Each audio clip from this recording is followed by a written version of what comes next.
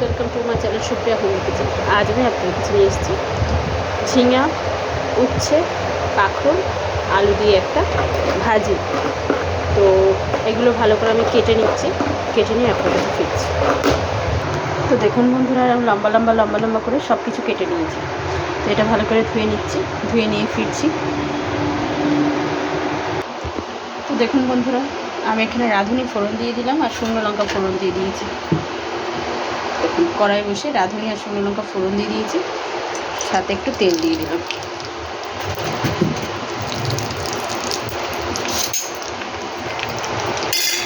তো রাঁধুনিটা একটু গরম হোক, গরম হলে ফিরছি, সুন্দর গন্ধটা ছাড়ে। তো দেখুন গন্ধ বেরিয়ে গেছে। এবার আমি আগে আলুটা দিয়ে দেবো, আলুটা একটু সুন্দর করে ভেজে নেবো। তো আলুটা ভাজা ভাজা করে ফিরছি। আলুটা ভাজা হয়ে গেছে, এবার আমি কাঁকরোলটা দিয়ে দেবো।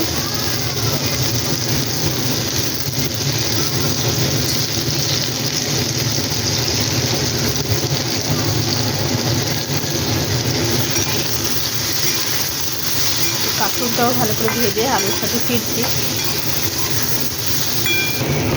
এবারে উচ্ছেটা দিয়ে দেবো। এবার এই সবগুলো একসাথে ভাজবো, ঝিঙেটা পরে দেবো। তো এটার মধ্যে একটু সর্ষে পোস্ত বাটাও দিতে পারেন, ওইটা একদিন আর একদিন রেসিপি করে দেবো, করে দেখাবো আপনাদের ক্ষেত্রে। এখন এটা সিম্পলভাবে করছি।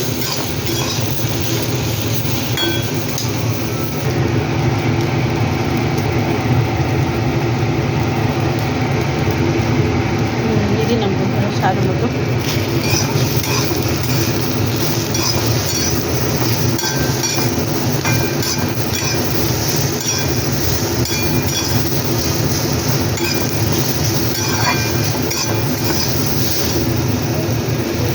নুন দেওয়ার পরে আমি এই ঝিঙেগুলো কেটে, ঝিঙেটা বড়, আপনারা চালে সরু করে কাটবেন, কিন্তু আমার তো আর ঝিঙে গলে যায় বলে আমি একটু বড় বড় করে কেটেছি। তো পরে ফিরছি। হাফ চামচ সবেদের গুঁড়ো দিয়ে দিলাম।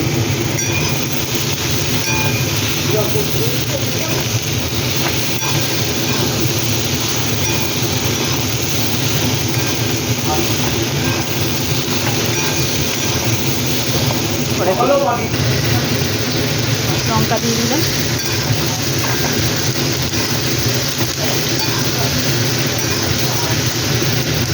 পরে ফিরছি। এবার একটু জল দিয়ে দেবো।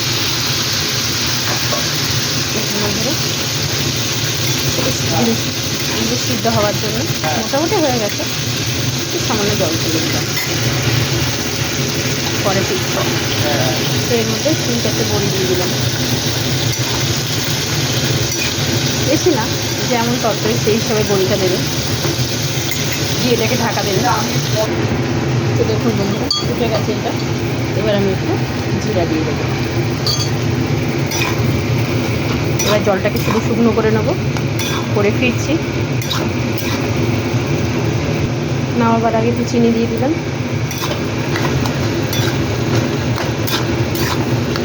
তো জলটা শুকনো করে ফিরছি। তো দেখুন বন্ধুরা, আমার রেসিপিটা কমপ্লিট। আপনারা ট্রাই করবেন, ট্রাই করে কমেন্ট করে জানাবেন রেসিপিটা কেমন লেগেছে। ভালো লাগলে লাইক করবেন, শেয়ার করবেন, আর আমার চ্যানেলটা সাবস্ক্রাইব করে দেবেন। ভালো থাকবেন, সুস্থ থাকবেন। থ্যাংক ইউ ফর ওয়াচিং বন্ধুরা, বাই বাই।